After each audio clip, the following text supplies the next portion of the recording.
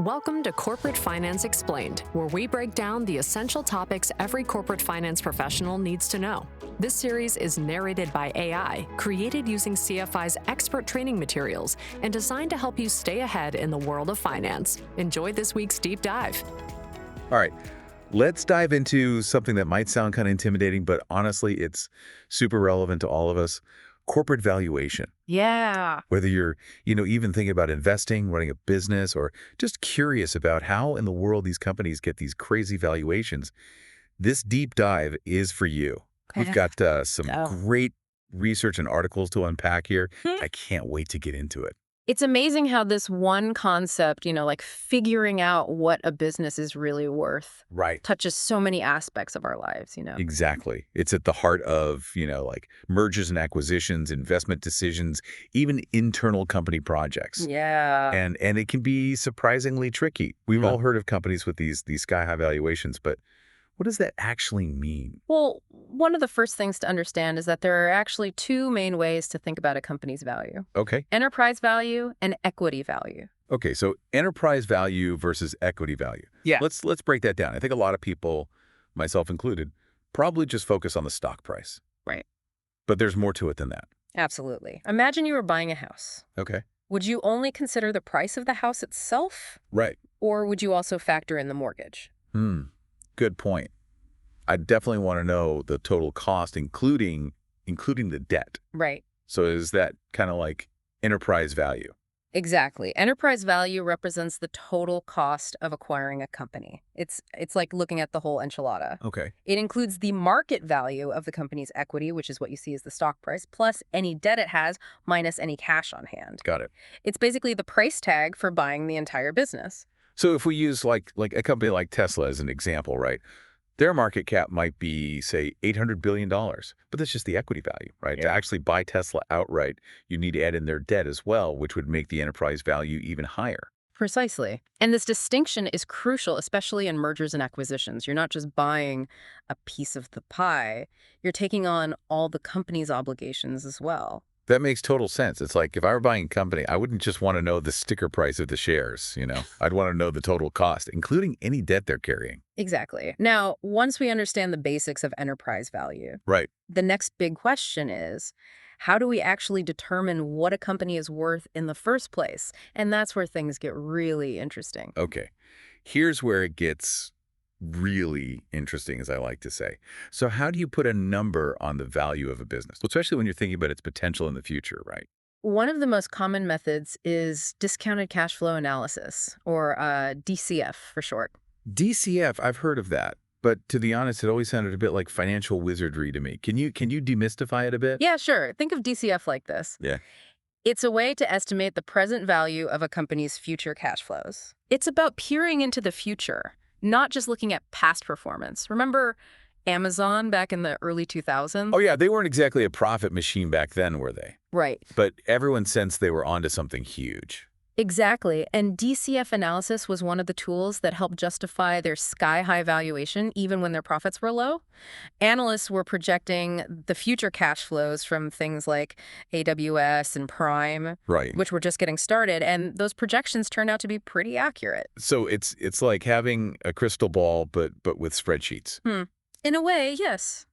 But it's not magic. DCF relies on some key inputs: projected cash flows, discount rate, and terminal value. Okay, break those down for me. What are those inputs all about? Sure. Projected cash flows are essentially your best guess at how much cash the company will generate in the coming years. Okay. Of course, this involves some assumptions and forecasting, which is where the art and science of valuation come together. Right, because you can't predict the future perfectly, can you?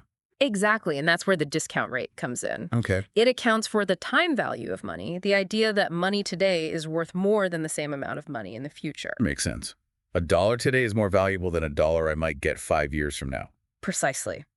And finally, there's the terminal value, which represents the value of the business beyond the forecast period, often based on a steady growth rate. So it's like saying, okay, we can project out the next 5 or 10 years, but after that, we're just assuming the company will continue to grow at a certain rate. Yes, that's a good way to think about it. Okay, so DCF seems like a powerful tool, but I imagine it could be quite complex to do properly, right? I mean, there's a lot of a lot of guesswork involved in projecting those future cash flows. It definitely requires a lot of analysis and judgment, and there are limitations to any model, especially when you're dealing with unpredictable factors like economic shifts or disruptive technologies. Right, because, I mean, who could have predicted something like the pandemic, right? Mm. That probably threw a wrench into a lot of DCF models. Absolutely. That's why it's important to remember that valuation is not an exact science. It's more of an art informed by science. So DCF is one way to approach valuation, but it's not the only one, right? What are some of the other methods that analysts use? Another common approach is comparable company analysis, or CCA. Okay, CCA, what's that all about? Think of it like checking the market price for similar houses in your neighborhood. Okay. If you're trying to figure out what your house is worth, you might look at what similar houses have recently sold for. Right. Yeah, that makes sense. So is that what CCA does for companies? Exactly. It involves identifying publicly traded companies that are similar to the company you're trying to value, and then comparing their valuation multiples. Multiples, like what kind of multiples? Common multiples include things like price to earnings, PE ratio, enterprise value to EBITDA, that's EBITDA and price to sales, or PS ratio. These multiples give you a sense of how the market is currently valuing those comparable companies. So if you're looking at a software company, you might compare it to other publicly traded software companies and see what kind of multiples they're trading at. Precisely. And then you can use those multiples to estimate the value of the company you're interested in. So it's like saying, okay, if similar companies are trading at, say, 20 times their earnings, then maybe this company should be trading at a similar multiple. That's the general idea. Of course, it's not always that straightforward. You need to consider various factors such as the company's growth prospects, profitability, and risk profile. Right, because not all software companies are created equal, are they? Exactly. Some might be growing faster, some might have higher profit margins, and so on. Exactly, and that's where the analyst's judgment comes in. Okay. They need to weigh all these factors and determine which multiples are most appropriate for the specific company they're valuing. So CCA seems like a more relative approach to valuation compared to DCF, which is more about projecting those future cash flows. That's a good way to put it. Both methods have their strengths and weaknesses, and often analysts will use a combination of approaches to arrive at a well-rounded valuation. It's like having multiple tools in your toolbox. You choose the right tool for the job. Precisely. Now, in addition to DCF and CCA, there's another approach that often comes into play, especially in the world of mergers and acquisitions: precedent transactions. Okay, precedent transactions, what's that all about? It's similar to CCA, but instead of looking at current market multiples, you're looking at past M&A deals to see what buyers have been willing to pay for similar companies. So it's like looking at the historical record of M&A transactions to kind of get a sense of what the market has borne out in the past. Exactly. For example, if you're trying to value a software company, you might look at recent acquisitions of similar software companies to see what kind of multiples were paid in those deals. So it's like saying, okay, if company A was acquired for 15 times EBITDA last year, then maybe this company should be valued at a similar multiple. Yes, that's the basic idea, but again, there are nuances to consider. Right. You need to look at the specific circumstances of each deal, the synergies involved, the competitive landscape at the time, and so on. Right, because every deal is different, and the market conditions might have changed since those past transactions took place. Exactly, but precedent transactions can still provide valuable insights into how buyers have valued similar businesses in the past, and that can be helpful in informing your current valuation analysis. It's like adding another layer of data to your analysis, another piece of the puzzle. Precisely.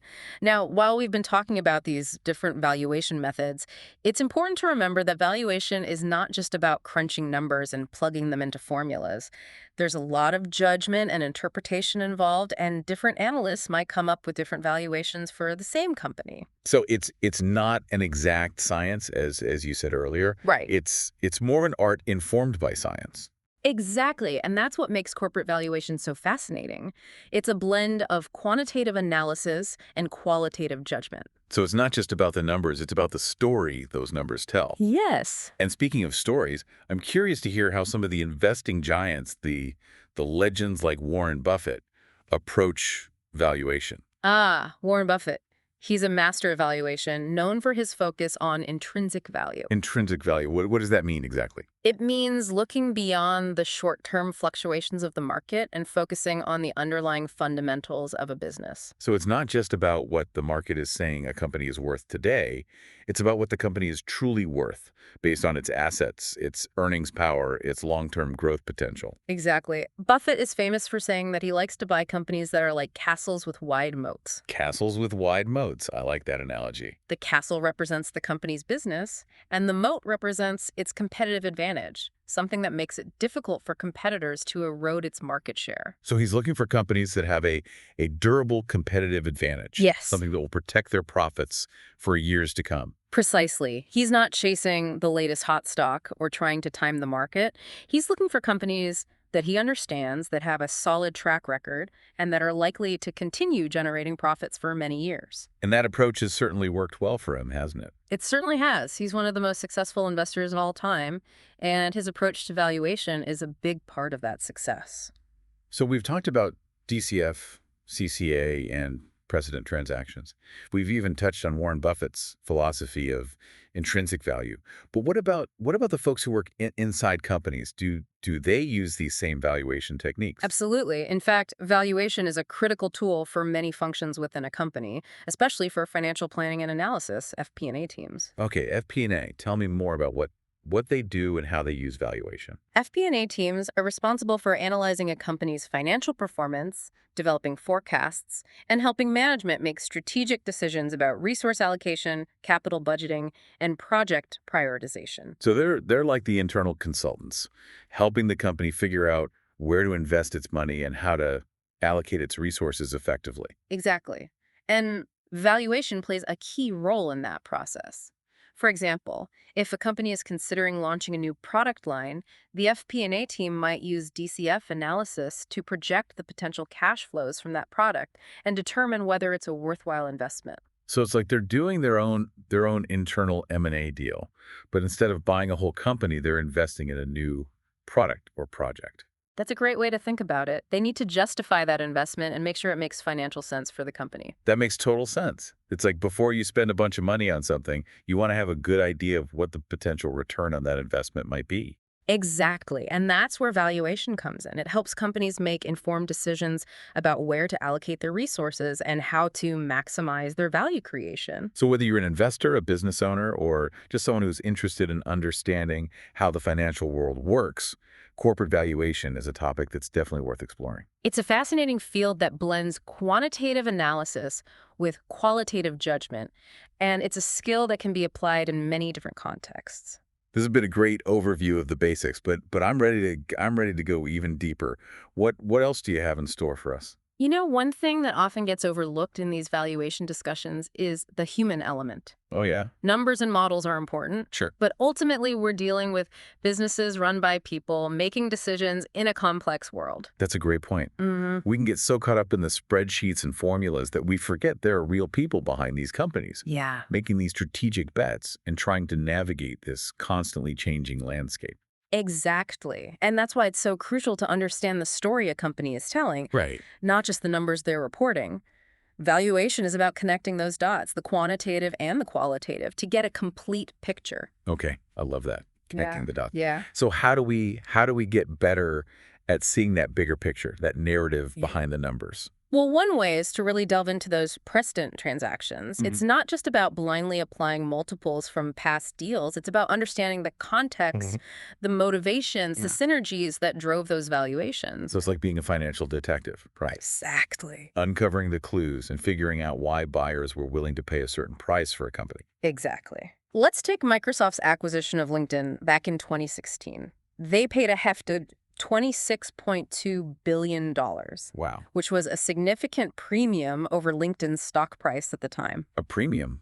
Why would they pay more than what the market was valuing LinkedIn at? Right. Seems kind of counterintuitive. That's where the concept of synergies comes in. Microsoft believed that by integrating LinkedIn with their Office 365 suite and leveraging its data for their enterprise AI tools, they could unlock significant value. They saw potential beyond LinkedIn's standalone worth.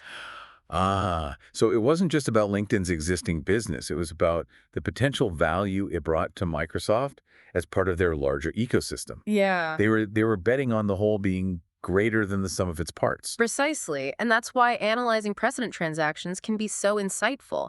It forces you to think strategically, Yeah. to consider the bigger picture, the long-term vision that might be driving a particular deal. It's like piecing together a puzzle, looking Yeah. for those hidden connections and potential synergies that might justify a higher valuation. Exactly. And this kind of thinking isn't just limited to M&A. Imagine a company deciding to launch a new product line. Yeah. They might look at comparable transactions in their industry to gauge the market appetite for similar products, how much buyers have been willing to pay, what kind of returns they've achieved. So even internal decisions like launching a new product can benefit from this kind of precedent transaction analysis. Absolutely. It helps you ground your decisions in real-world data Right. to see what's worked before, what hasn't, and what kind of valuation the market might support. It's like getting a sneak peek into the collective wisdom of the market, Yes, seeing what kinds of bets have paid off in the past. exactly. Now, while analyzing deals and market trends is important, let's shift gears and zoom in on the unsung heroes of the finance world, the FP&A teams. Okay, FP&A. Yeah. We touched on them earlier, but I'm ready to go deeper into their world. They're like the internal valuation experts, right? Got it. Helping companies make smart decisions about where to invest their resources. Their work might be behind the scenes, but it's incredibly impactful. They're the ones crunching the numbers, Yeah. building the models, and advising management on everything from capital budgeting to product launches. So while investment bankers are focused on valuing companies for M&A or IPOs, FP&A teams are doing the same kind of analysis, but from an internal perspective. Precisely. Think about Disney's decision to launch Disney Plus. Oh, yeah. That was a massive undertaking, Huge. requiring billions of dollars in investment and a completely new business model. Yeah, that was a bold move, and it seems to have paid off big time. It has.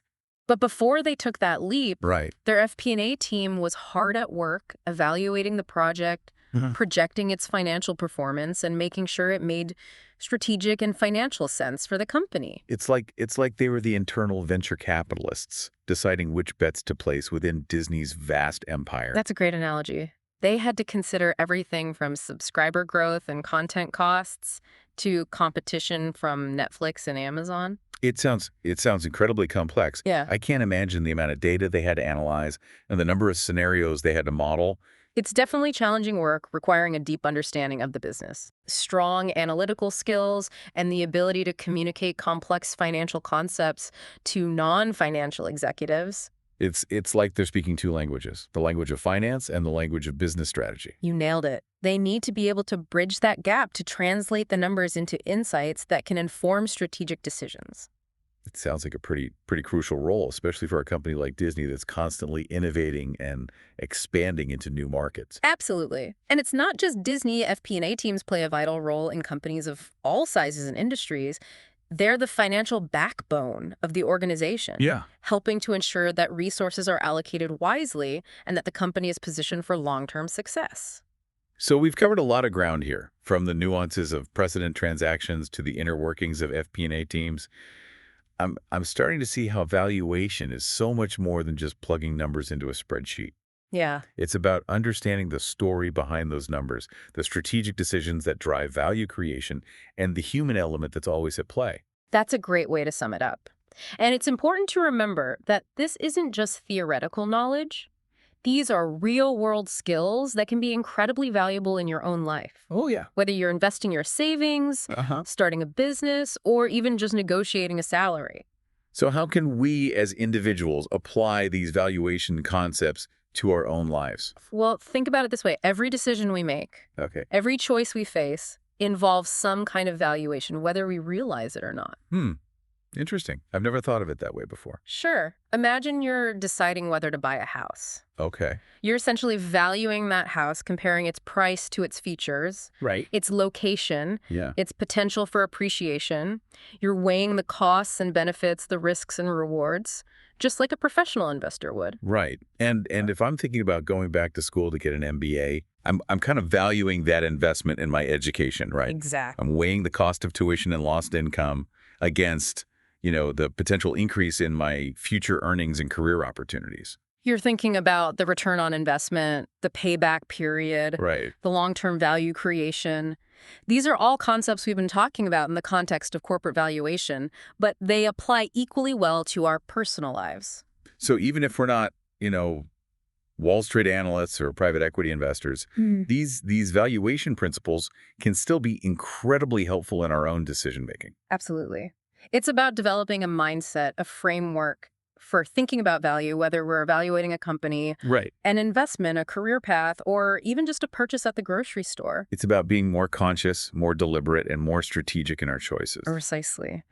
And as we become more attuned to these principles, we start to see the world differently. Yeah. We begin to notice the subtle signals, the hidden connections, the underlying drivers of value that others might miss. It's like we're developing a superpower, a financial X-ray vision that allows us to see beyond the surface and understand the true worth of things. That's a great way to put it. And the more we practice this kind of thinking, the more confident we become in our ability to make sound judgments, to spot opportunities, and to create value in our own lives. This has been really eye-opening. I feel like I'm starting to connect the dots between this seemingly complex world of corporate valuation and my own everyday life. And that's the beauty of it. These principles, once you grasp them, are surprisingly versatile and applicable in a wide range of situations. I'm feeling inspired to go out and start valuing everything. My house, my car, my career, even my next vacation. I wouldn't recommend valuing your vacation. Sometimes it's good to just relax and enjoy the experience without overanalyzing it. Okay, good point. But seriously, I'm really starting to appreciate the power of valuation as a tool for understanding the world around us and making smarter decisions. And that's ultimately what it's all about. It's not just about the numbers. It's about using those numbers to make better choices, to create more value, and to live more fulfilling lives. It's funny how something as seemingly dry as corporate valuation can actually be so dynamic and even a little bit thrilling when you think about the stakes involved. What's fascinating here is how these concepts all boil down to one fundamental question.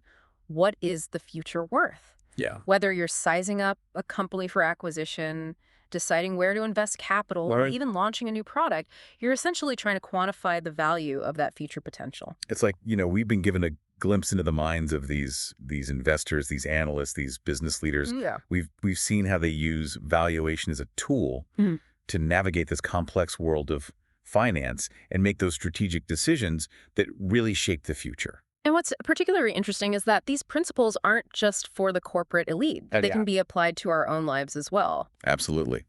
So as we wrap up our deep dive into corporate valuation, I want to leave our listeners with this thought. Valuation is more than just numbers on a spreadsheet. It's a way of thinking, a framework for understanding the value of things, both tangible and intangible. It's about looking beyond the present, peering into the future, and making those informed decisions that ultimately create value both in the business world and in our own lives. All said. Who knows, maybe our listener will be able to spot the next undervalued gem, the next hidden opportunity that everyone else misses. The key is to stay curious, keep learning, and never stop questioning those assumptions. That's fantastic advice. This has been an amazing deep dive. Thanks for sharing your expertise with us. It's been my pleasure. And to our listener, keep exploring, keep diving deep. And until next time, remember, the future is full of potential just waiting to be valued. Thanks for listening to Corporate Finance Explained. If you found this episode valuable, be sure to check out more episodes and explore CFI's highly rated courses at corporatefinanceinstitute.com. Don't forget to subscribe for more deep dives into essential finance topics. See you next time.